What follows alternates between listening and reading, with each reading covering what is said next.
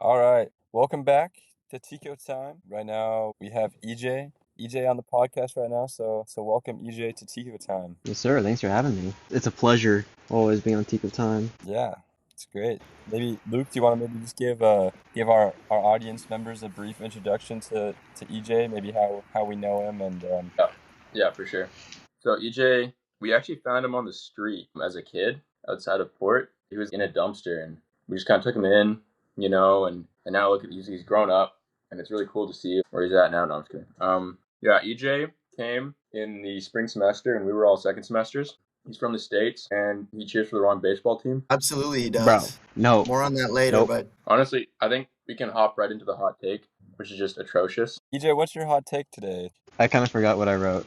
But let's hear it. Canada doesn't deserve an MLB baseball team. Go Dodgers. Yep. I wholeheartedly stand behind that, actually. Can you please explain that? I wholeheartedly disagree with every ounce of my being. So Okay. please justify that. That's a crazy position to take, and I think everyone in Canada would hate you for that. Okay. Explain yourself. What? I don't understand what business the Blue Jays, to this day, still have being in circulation in the MLB What standings. business is a team that won the AL East, got a first-round bye, went to the World Series, played the best against the Dodgers?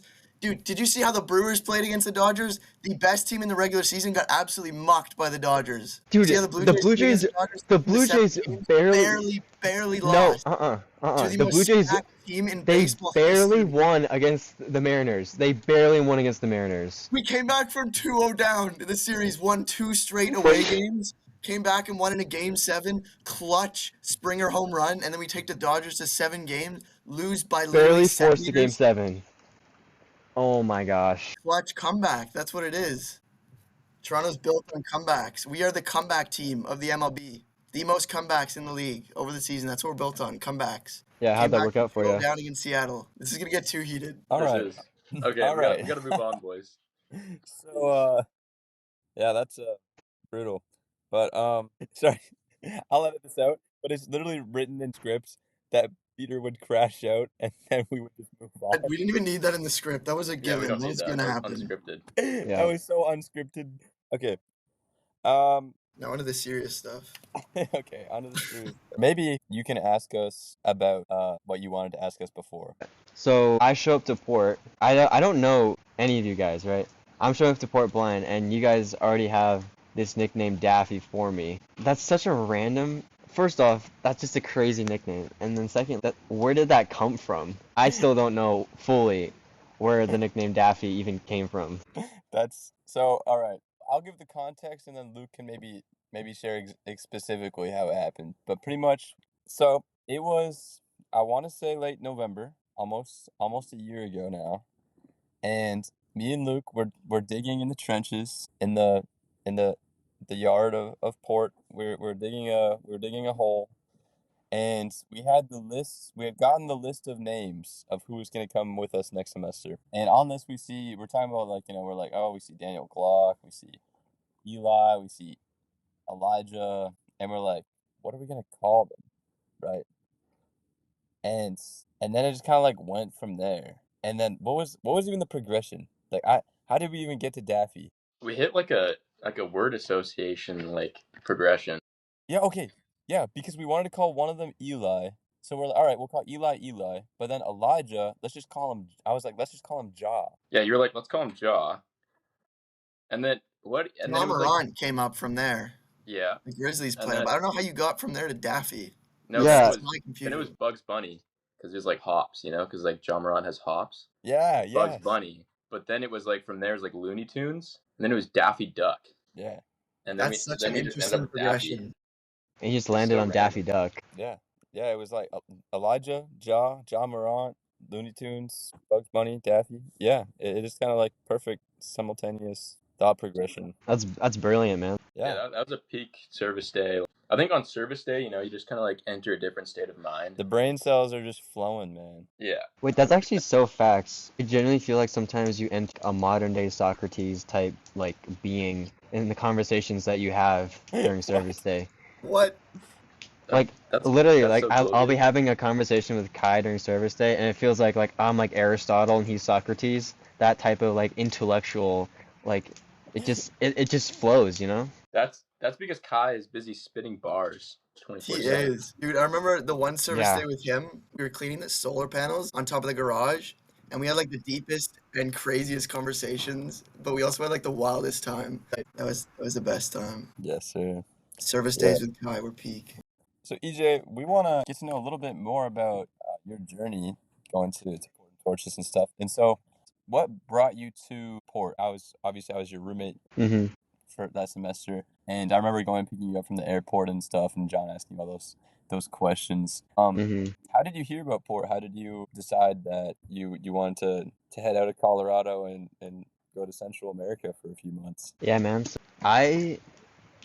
So I graduated high school around spring of 2024. I was really thinking about, okay, what am I gonna do after high school? I want to have like some sort of plan because I like having at least some sort of idea what I'm gonna do with my future. I was thinking about, oh, do I do a gap year? I'm not sure. What do I do in that gap year? And then I hit up one of my buddies. I used to live with him when I lived in California. I grew up with him. He was a great friend to me, and he told me about his experience in the Kingfisher in Greece, that torchbearers. He said he did that one for the fall, and he said in the spring he went to this place called Port and Torches in Costa Rica, and he did a semester there. And he told me all about that, and I was like, oh wow, that actually sounds super sick. Just for like a semester, like that sounds fire. So I did some more research on it. I'm like, okay, actually, I'm like really thinking I want to come here. So why I chose a spring semester was because originally I was gonna go to Kingfisher too. I was gonna do exactly what he did. I was gonna go to Kingfisher in the fall and then Port in the spring. But I didn't get into Kingfisher because it filled up already. So I'm like, all right, fine, I'll just work a few jobs and then I'll go to Port in spring. Worked for a bit and then came to Port in the spring, and then the rest is history. And within like the first 3 weeks, I was like, yeah, I actually really want to come back for a second semester. So that's kind of where I am now. I'm just wrapping up second semester. It's almost starting week 14. Yeah. Dude, cool stuff. Yeah. I think it's neat how a lot of people that have gone to Port have gone because they knew someone that at least either went to a torchbearers or actually went hmm to Port themselves. Yeah. Yeah, it's really cool, and it's like I'd be such a completely different person if I didn't come to Port. I always think about that. What would I do if I didn't come to Port? Because my life just would have been totally different. Coming to Port was such a turning point, like for me in my life, and it sent me on a direction, on a path where I genuinely felt led to go and where I felt God was calling me to go. It's something that like I really wish all my friends back home, I really wish they could have, had the same experience I could have. Because Yeah. it's such a time of growing. It's such a time of trusting on God, growing your relationship with God, growing your relationship with other people, making connections. It truly is a beautiful thing. Yeah, I have no idea where I would be without my journey at Port, honestly. Yeah. You talk about like you've kind of grown in your desire to go out and to go serve. Could you just like fill us in on how you feel like you've grown more in that second semester and how your second semester has been significant compared to hmm your first? Like how have you grown differently in your second semester and what's that experience been like for you? I'm sure you guys know it's completely different. Like new people, new Port, right? You got a new group of 29 students coming in. You have no idea. So it's a totally new environment, and pretty early on, I'm realizing that like, yeah, these guys I knew my first semester, like they're not coming back, right? And I'm like, okay, how am I gonna deal with that? So in a way, I kind of just like I push myself. I push myself to go into those uncomfortable situations of, those uncomfortable caminatas, those uncomfortable times of really just doing stuff you don't want to do, right? That kind of led to my relationship with the staff deepening a lot. Like, I'd say my relationship with John, with Roberto, with Elizabeth, Gracia, I'd say, like, my relationship with them has all grown exponentially this semester. And even my Bible reading, I'd say, has changed. Like, my first semester, I was like, I'm just kind of just doing this as like a chore, right? You're just doing it to get it done, doing it because you have to. And I think it's around week 4 of this semester, I was just really like, wow, I kind of like reading my Bible, actually. It's God's word, and it's something so simple. It's like I actually really genuinely enjoy reading my Bible, Hmm. and that love for reading my Bible grew to a love of God. Like I want to serve Him, and I want to serve Him through my love for community, through my love for, his word. So then like I would just read my Bible like crazy. I would just ask people on caminadas. I would, do all these like things that I wouldn't feel like I would normally do, right? And I think the ways of like my willingness to be more a servant-hearted, I think that really just came through like some of the classes we had really just sent home the idea of like, yeah, we're called to serve and the importance of that. And also too like the staff talking to you about, because there's so few like second semesters. It's gonna be such a different environment. It's gonna be such a challenging time, and you're gonna have to force yourself to step out of your comfort zone. And I kind of just like feel like it was just easy for me to embrace it, and I really just began to love it, love this new group of people. But still like I still miss like the memories I made last semester, but it's still something I'm so grateful for, because I'm so grateful for my last semester with you guys, and because that really just shaped me into like who I am, and then that sent me into my next semester being prepared, like, okay, this is what to expect, this is what might happen, right? Like, oh, there's probably going to be relationships happening, there's going to be probably some sort of conflict maybe, but like I knew that because of what the example you guys set, the example that you guys set for community and for setting the example of what it looks like to be a servant. And I feel like you guys did a very, very excellent job at that. Thanks, man. I think what's the most amazing part of what you just said is how you've grown to just desire that relationship with God so much more through like Bible reading and through other things. And yeah, I think like you said, that second semester really, really deepens your faith in a way that is just super cool to hear about. So Agreed. Yeah, definitely appreciate hearing about that, EJ. I know for me, my break between semesters was a little bit shorter. We had like 6 weeks. But for you, with like it was like 3-4 months. How did Yeah, you it was 3.5 months. find that break between semesters? I can't lie, it was challenging. Um, I was really like, man, I really wish I was back at Port. Wishing that I was back at last semester, but also like looking forward to next semester. And 3 months is a long time. I'm like, okay, this is probably what it's gonna be like after my Port journey. I'm getting a taste of what it's gonna be like. Maybe I should just embrace it.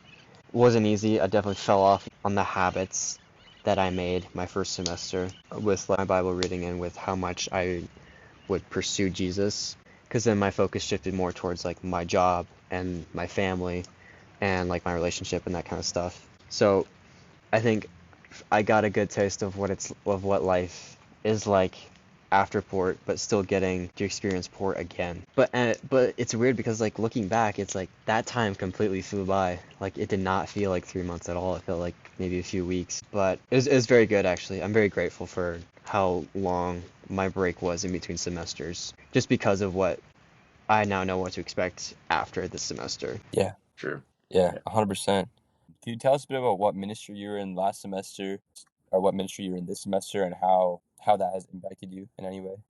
That's a good question. My ministry last semester, I was in the escuela. I was in Elizabeth's ministry, going to Trono de Dios, and I think that impacted me in a pretty profound way, I'd say, because there's a lot of weeks where I'm like, man, I really don't want to go. Like, I really don't want to go, and this is so much preparation. This is so much work and effort.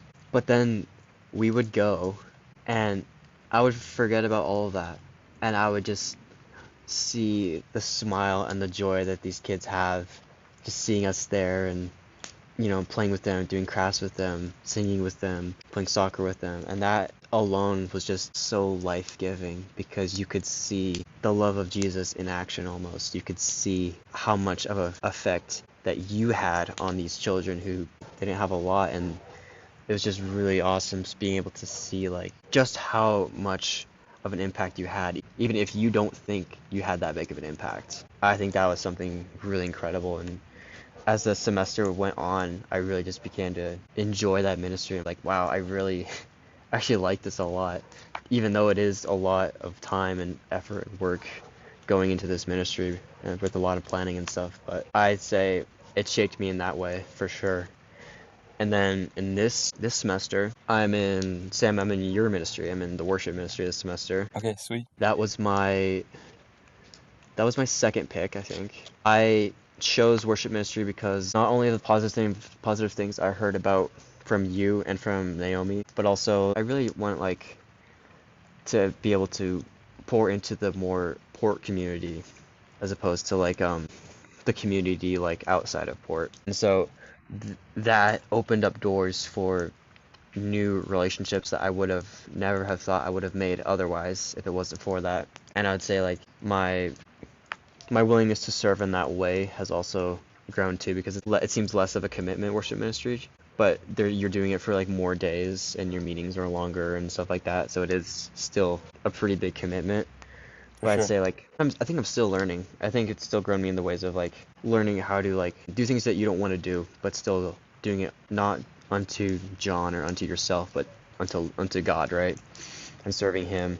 And because the more like thought and effort that you pour into that ministry, the more it affects the other students and the more impact it has on those students. And I think I'm seeing that more as the semester goes on. The last worship night we did was the persecuted church night, and Oh Yeah, yeah. I love that one, man. and that was like, again, it felt more powerful this time for me again, but also like you could see the impact it had on the other people too, the new students this semester. So I think it's both of those ministries have affected me in those ways, I would say. Yeah, that's really cool. And while we're on the topic of ministries, tell us a bit more about your mission trip, because we heard a bit about it from Emily last time she was on. Hmm. Tell us what ministry you're in and how the planning and stuff has been going for you. Okay, yeah, so in about 3 days we'll leave to go on our mission trip, which is crazy. That's crazy. That's Yeah. feels like It, even though like we're not there, it feels like that's gone by so quick. no, it literally has. Like, Wild. I swear, time moves differently when you're second semester. It's Yeah. actually insane. I'm in the same ministry I was in for Naley, so I'm in the youth group ministry again. Planning for that, it started out going good. It was going very well. We're talking about doing like a sermon, doing some games, having a worship team because we can use the church for their music equipment and stuff. It took us a while to get fully organized because we wanted to like, have a message that wasn't just kind of like wishy-washy and surface level, but like was a combination of like being appropriate but also being like not too heavy. But one of the students who was planning or who was in my ministry, he had to go home early because he got really sick. Oh So, no. and he was going to do the sermon. He So, went. He's yeah, done. Like yeah, he might come back for wow. like the last week, but That's he's really not sad. here. Yeah, he had a coli and he's at home just trying to heal and get better. So that was really hard. That sucks. He was gonna do this the whole sermon too, and he is really good Spanish speaker.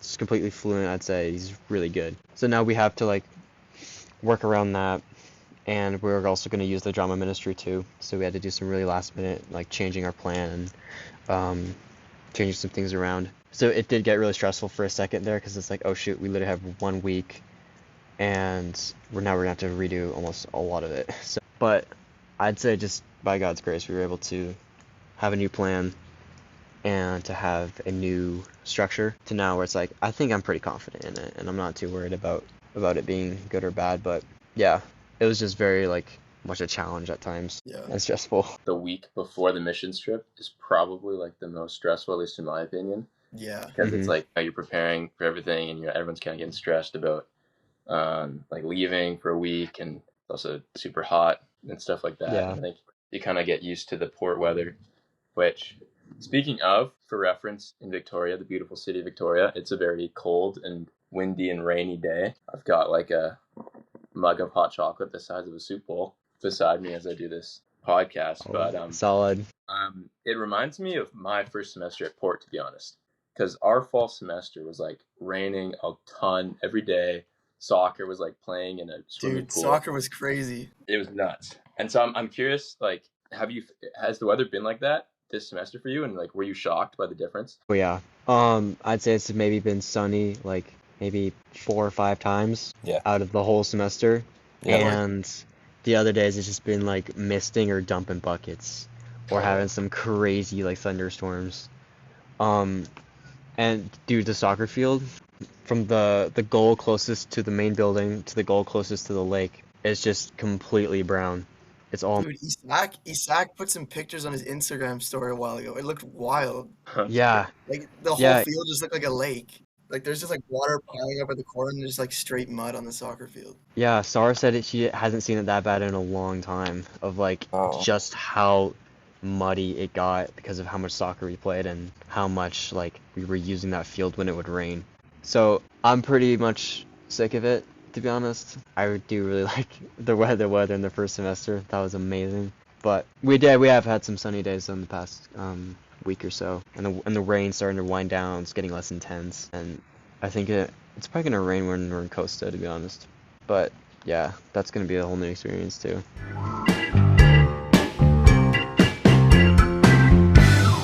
I'll tell you more about the vision of the podcast sometime. Tell us about some funny moments. I know I didn't try to segue. Oh, man, So funny moments. yeah, EJ, what have been some peak comedy stories from your first and second semester? I'll actually do a peak comedy story. Actually, it was like a couple weeks ago. So we were in the store getting stuff for our ministry. The store's called Pequeño Mundo. I don't know if you guys been there, but it's like Costco type vibes. Like they got a ton of stuff, and we were in the like the glass section with all the plates and bowls and stuff. And I'm like, oh wow, this is a cool glass or a cool bowl, right? So I put the bowl back on the shelf. Maybe 2 seconds later, uh, it just right in front of me, this stack of like maybe 30 or 40 bowls falls right in front of me, and Dude, it's just like huge crash. All like you can No. hear it throughout the whole store, and I'm just like, and then there's another stack that's slowly falling, and like I try to put my whole body in front of it, trying to catch it, and it's like half the bowls break, the other half break No. because I'm pushing that's so hard. crazy. There was like a bowl that broke in my hand. My hand started bleeding, and then Like, the workers, like they're like, what the frick happened? And they're just like walking up this aisle, and I genuinely, it wasn't my fault. I don't think it was my fault. Maybe it was. I have no idea. But they're like, no, it's fine. Don't worry about it. It happens all the time. I'm like, oh my gosh. Thank the Lord I don't have to pay for like 50 bowls. surprised they didn't crash out on you.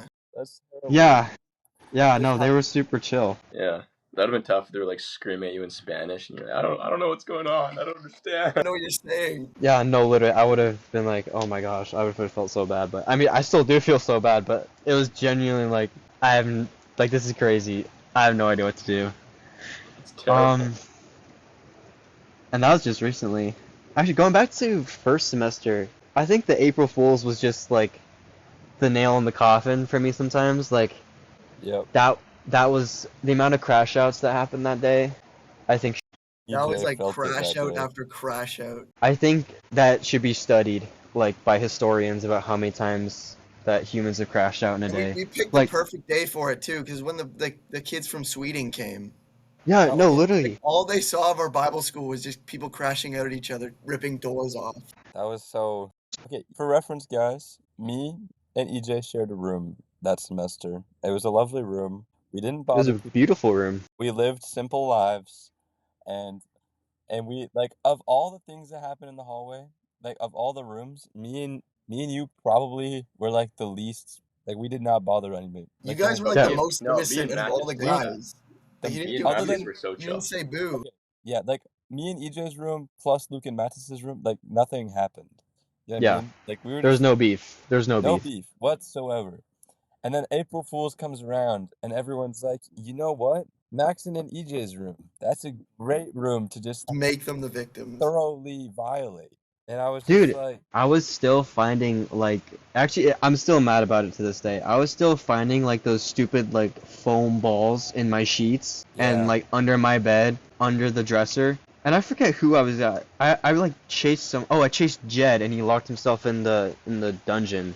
I was so mad at Jed because he just completely destroyed our bathroom with the shaving cream and put like the Kool-Aid juice in the toilet. That was bad. yeah. And this is also when I went to, we've talked about this when we talked with Kai, but like I was showing around a group of guys from another school, and I was like, oh, I'll show them my room because it's probably one of the cleaner ones. And I like go in, and my room is a mess, and my shower shower and my sink and my toilet are just like violated with like all sorts of foul things. And I'm just like, sorry guys, I don't know. Like, This is what port. am I supposed to say? I'm like, someone must have just like pranked me. And half of them are like Europeans.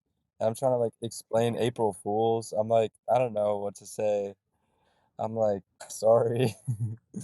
I was just like, I was so upset because like I was like the only one showing them around too, and everyone else was just like messing with my stuff in the background.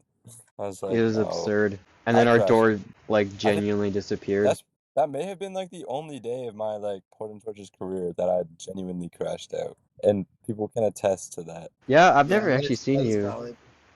Yeah, No, until no, that, I've Max, never you seen you get get mad. pretty pissed in Spanish class sometimes. Yeah, well, maybe so. Speaking of which, how's your Spanish, EJ? After being there for you spent I 7 months in this country.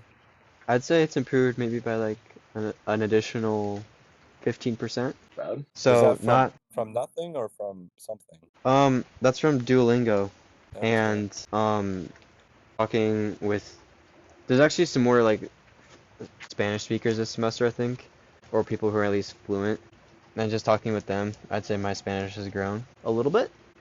Wait, did any of you guys have Gustavo as a Spanish teacher your first semester? I don't think any of us had him, but he was No. a teacher there.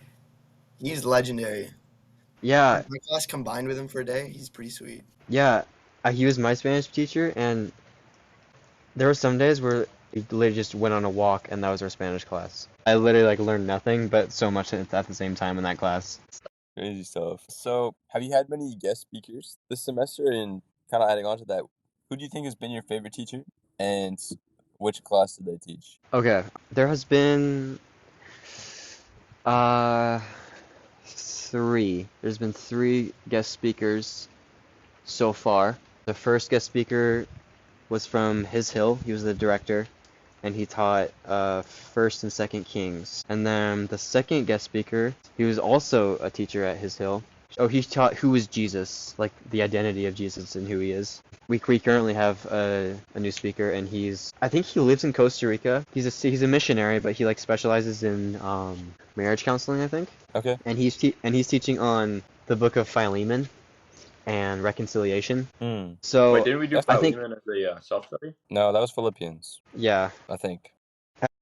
We did not do Philemon as a self-study. I know that. No, we didn't do Okay. that. We did Philippians. Okay.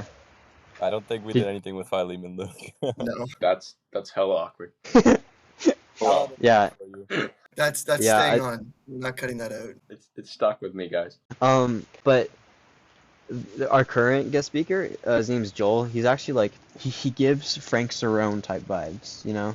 Well, He's very like exuberant and Love very Frank. easy to listen to. charismatic. Very charismatic, very energetic. And it's actually a very good class. Like there's actually a lot of substance within the book of Philemon, even though it's like 25 verses in the whole book. And it does teach a lot about the difference between reconciliation and forgiveness. Like I think we'll learn tomorrow about like I think he calls it the 7 A's of forgiveness, I think. So I don't know what that is yet, but I'm actually kind of excited. I think my favorite class of okay, I'll do favorite classes of this semester and last semester. My favorite class of this semester so far has probably been the Life of David class taught by John. I loved that class too. Yeah, I really like the story of David and his character in the Bible and like all the major substance that's in that book. Those books of First and Second Samuel. And then my favorite class of last semester, honestly, probably like First Corinthians or Psalms. Probably Psalms actually. I really liked Tom's teaching on the Psalms. It was very I like clear, concise, and it was good. think I think Psalms really gave you like a new perspective on a book that you already knew so well. Like at least for me. Yeah, Yeah. yeah, agreed. I had read through the Psalms like a bunch, and I always thought it was just this like fruit salad of just like poems that like David and other people wrote. And then like Yeah. I think going through it and realizing like, oh, shoot, you know what I mean? Like there's like Mhm. categories, there's structure, there's so many cool things. Yeah. One of our last questions for you is probably like, how do you feel about heading out? Like, how do you feel about, inevitable like leaving port?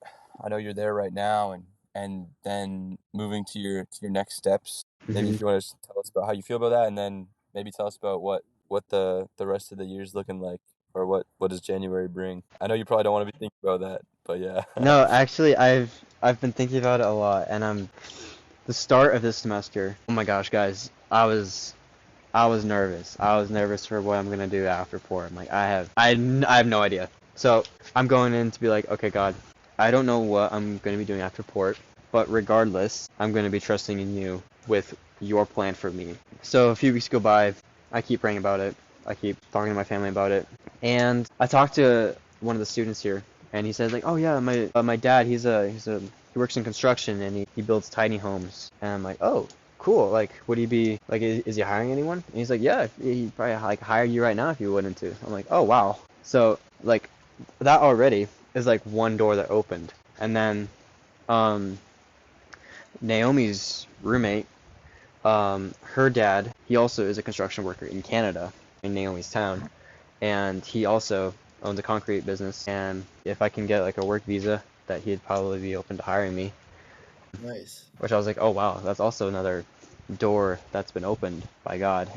I think now I'm at a point where I'm very excited for what my future has, and I'm very much at peace about what is in store for me when I get back home, which is like completely different because I came into port being like, oh my gosh, I have no idea what I'm gonna do, and now it's like I now have an idea. Regardless, I'm still gonna keep trusting in God that this is His plan for me and this is what He wants me to do. But For sure. I'm going forward with the mentality of like this. Okay, God, here's my life. Use it for Your will, and I'm trusting that He will provide for me and that He will Mm, sustain me. And I yeah. think that that's probably one of the biggest lessons I've learned this semester is that the fruit of trusting in God and the just the amazing ways that God continually provides for you. Because like Yeah. I'm also not made of money. I'm not a rich guy. He still like provides for my needs even when I'm at port for my like whether that's food or whatever. And that's something that it's really cool seeing firsthand in action, and it's something that I'm so grateful for. So when I get back from port, Naomi will come with me to Colorado, so we'll spend 2 weeks in Colorado together, which is gonna be really fun at Yeah. Christmas time. And then she'll go back to Canada. I'll stay in Colorado. I'll see where I'm at with my job situation. Maybe I'll move to Missouri and start building tiny homes. Maybe I'll move to Canada and start concrete. I really don't know. It's not something I'm stressed about. It's not something I'm worried about because I recognize and I realize that God's in control. Yeah. By the time Yeah. January comes, who knows where I'll be at, but I'm trusting and continually to trust that God will sustain me and provide for my needs no matter what. That's where I am leaving this semester. That's super cool to hear. I think it's so true that I think God opens and closes doors, and sometimes we just gotta say yes, and sometimes we just have to kind of go all in on something, even if we're kind of uncertain about it. And a verse that's really kind of stuck with me for really like since my last few days at port has been this verse, Proverbs 16 verse 9. It says, "The heart of man plans his way, but the Lord establishes his steps." Mhm. And I think that's one of those things where like sometimes we'll like want to plan what happens, and I think there's room for that, but at the same time I think the Lord will establish where we're gonna be, and he'll guide that, right? I think that he opens and closes doors, and I think even for me right now, like my journey since port has been kind of a roller coaster, and in a good way. It's been a fun roller coaster, but sometimes it's scary, you know what I mean? And so Yeah. it's been really cool for me to see just how even almost without any initiative from me, the Lord has just really placed me in random places, and He's continuing to do that. I'm even seeing that right now for where I'll be in January. I don't know 100% yet.